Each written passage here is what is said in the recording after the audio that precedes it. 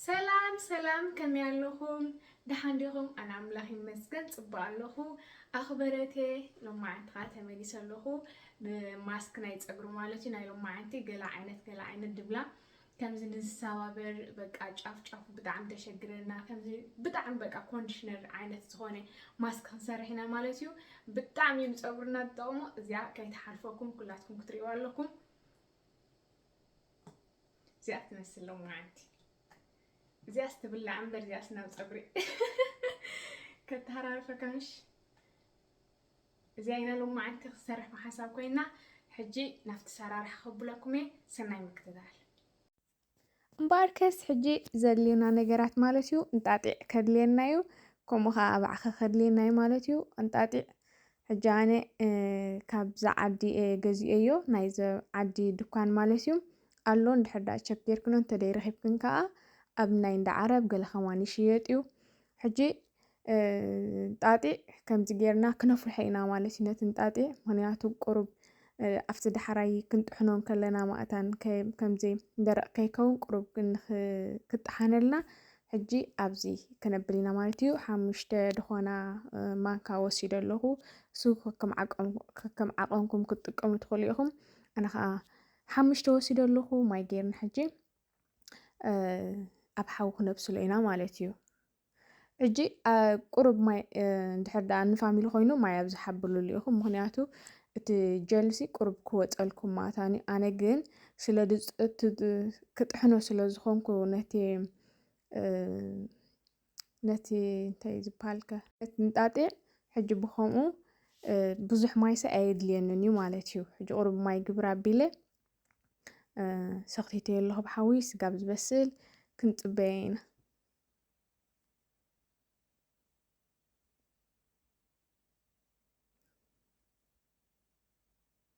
زي نطاطي بطعمي خصبو معتي أنا بزوح جزية تتقيمولي ولا أب فيديو كمان سريح الكنيرة أنا بطعمي زتقمول نايلو ما عند خافلي دجورو نتي قدم حجي تجل تراين دينا نتقمليرنا لو ما عند تجن كلاي تنطاطي تفرن كلاينا خنتقمولو بطعمي بقى دجرم زهونه وصيتي دلو ساعتنكا همزي أجر كنفتنا يا إخن مالتي حجي قرب ماي زو حد خوين تسمعني هناك مرة واحدة له قرب ماي وسخلو له هناك قرب كان دحردا أفتي نطحنو دحراي ندحردا قرب كم حافيس ناقله كابت جل كنت كم سلازغنا حجي قرب ما يحاوسلو مالتي خمس جيرو مسفل حقا نورو مالتنا عسرت حاموشة دقيقة قال زخون سخديتي أنا سخنكا كم جيركن كسخت تدخل يحن مالتي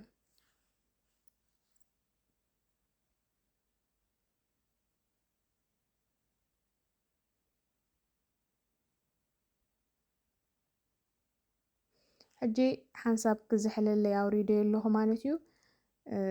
جزي خايب اللي عند حق زربا دين قرب بزتخالنا مكان كزحلا أقدي في اللهو حجي زي أبع خيط بقاتي تمالي كمزي لو ما عندت قبرس تمالي مالتيو آلي خيو حديرة اتي أبعخة ما أتان كتحنه اللهو كتحان اللي يتبو غيريلي اتي كله سلا نتقاملو ولا تفري ولا تماي قلي علي خكنو تحادرامش حجي نخط حنا هلهن اتي اخلصي نورمال بقى لوس يكون الكامش نخط حنا هلها اي تشجرني حاشرو كم زي اجركن علي خكنا تحادرامش حجي نخط حنا كنت حنا هلهن قليل مالتي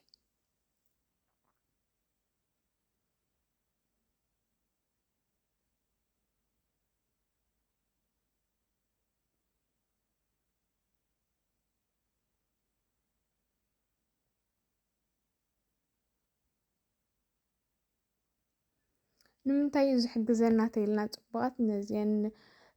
ازي نحدا سريح خنفتوني هما مرأي مأمان انديو كان لك بقى كونديشنري عينت تي حكت حزو خلها بطعمي المس قال يدبل حجي نزين تقرو خند سابابر مرة درق نزخونه ولا حجي قدم حجي كمان سريح الكنيرة فيديو نهتي تقريسي كابسوري وصا الله قليلي نعو كمان امنا حجزناي حجي نعيك حجزني لسلا دسر لهم نحن كاو هلو شهر دي قبركني لي انتحر داخت رؤية اللي خنق المحجز سرح هو فيديو اللو انت خوينو تقرنا خنق قوي خل كابسورو قال زبل فيديو سريح اللهو እንድሕር ዳኣ ተደሊኽን ቸክ ክትገብሮ ትኽእላ ኢኽን ማለት እዩ። ብጣዕሚ እዚ ናብቲ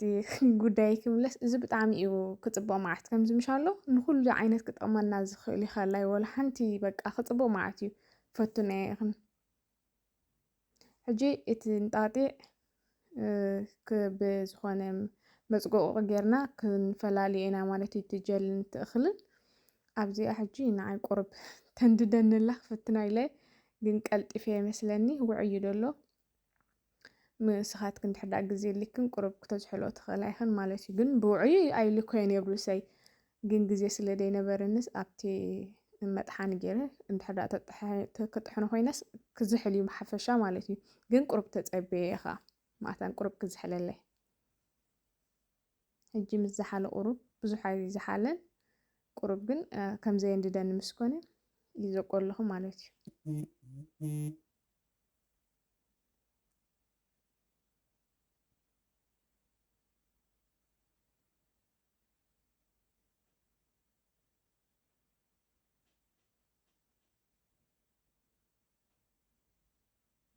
ቁርብ ሕፍስ ኢሉ ስለ ዝኾነ ንክዘቆ ቁርብ ግዜ ይወስደልካ እዩ።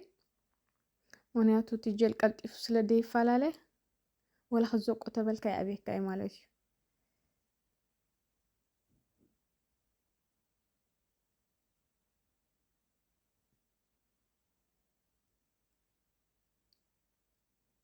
ሕጂ እቲ እኽሊ እቲ ፍረ ናብቲ ናይ ኣባዓኸ ናብኡ ሓዊሰዮ ኣለኹ ማለት እዩ። እዚኣ ሕጂ ዝጓሓፍ ወላ ሓደ ነገር የብልናን ኩሉ ኢና ክንጥቀመሉ እቲ እኽሊ ኩሉ በቃ ክንጥቀመሉ ኢና። እታ ዝበለፀት እያ በቃ ከምዚ ምሻሎ ቅድም ትጀል ገለገልና ኢና ንጥቀመሉ ነርና ሕጂ ግን ኩሉ ሕውስውስ ኣቢልና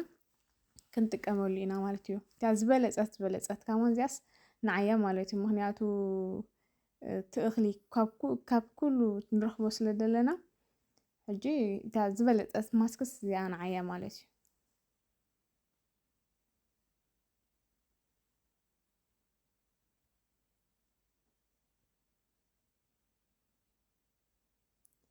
ክትጥሕንኦ ከለኽን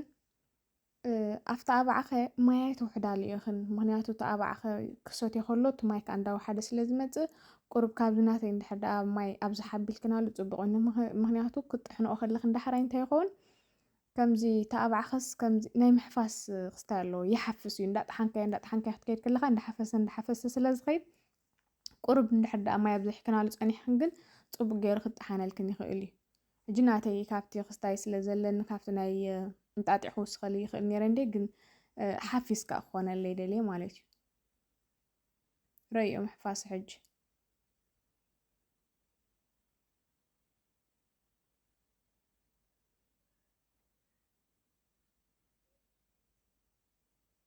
ከምዚኣ ጌርክን ኩላትክን ሰሪሕክን ፈትና ኢኽን ምክንያቱ እንድዒ በቃ ምሻሎ ከምዚ ሕጂ ከዓ ቪንተር ስለ ዝኾነ ፀጉርና ወላ ተመሺጥናዮ ከም ደይምሸጥናዮ ድቕየር ገለ ምሻ ሕጂ ከምዚ ጌርና ግን ባዕልና እንድሕር ዳኣ ከምዚ ምሻሎ በዚ ቅድሚት ካሲ ከምዚ ዝተመናጨተ ፀጉሪ ገለ ምሻሎ ብጣዕሚ እዩ ዝሕግዘና ማለት እዩ። ንኩሉ ዓይነት ፀጉሪ ድኸውን ኢኻ ምሻሎ ካብ ኣለርጂ ናፃ እንድሕር ዳኣ ተኮይንካ ንኩሉ ዓይነት ክትጥቀመሉ ትኽእል ኢኻ። ሕጂ ሓፊስ ስለ ዝኾነ እቲ እንታይ ድበሃል እቲ ማስክ ቁርብ ምውፃእ ኣብኒ ካብቲ እንታይ ድበሃል ግን ብዝኾነ ገይረ ቀስ እንዳገበርኩ ግዜ ሂበ ገለ ኣውፅየ ማለት እዩ። እቲ ክስታይ ከዓ እቲ ቪድዮ ከዓ ቁሩብ ናብ ሓደ ወገን ኣቢለዮ ዝቕዳሕ ዘለኹ መሲልንስ ግን ቁሩብ ተፀጊዕ ማለት እዩ። ኣይተሓዛለ ኢኽን ግን ቀስ እንዳገበርኩ ከምዚኣ ገይረ ኩለን ከውፅአን እየ ማለት እዩ።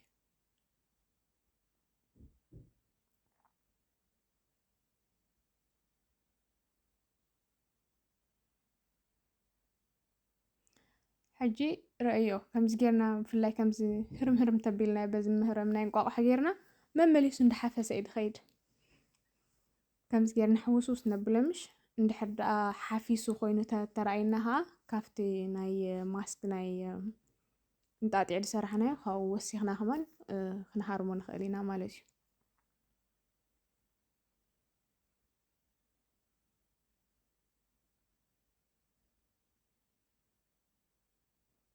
ቀስ ኢለ ተጠንቂቐ ምክንያቱ ዝተተሓሓዘ ስለ ዝኾነ ኩሉ ከዓ ክዕኮ ይብለኒ ቀስ ኢለ ተጠንቂቐ ኣብዚ ገይረ ማለት እዩ።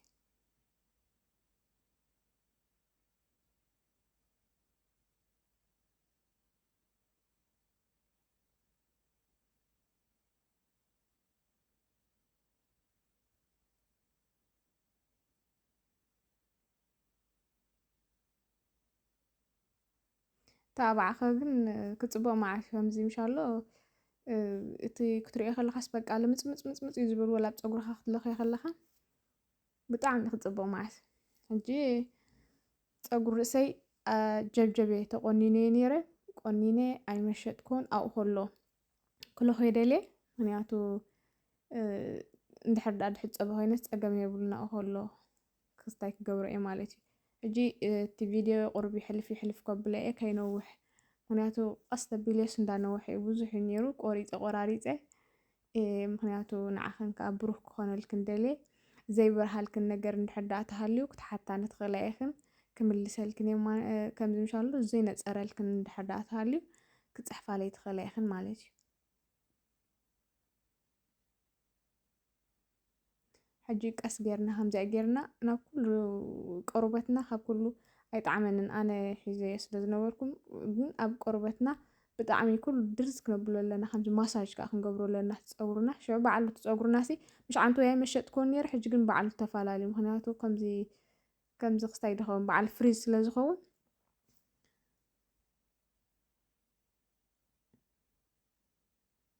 በዓሉ ሕጂ ባታተን እዩ ማለት እቲ ፀጉርኻ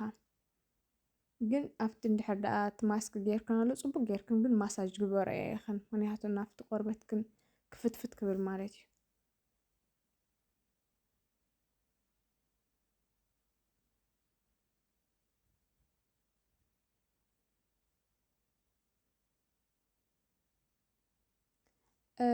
ዘይቲ ከዓ ናይ ኣባዓኸ ዘይቲ ክሰርሓልክን እንዴ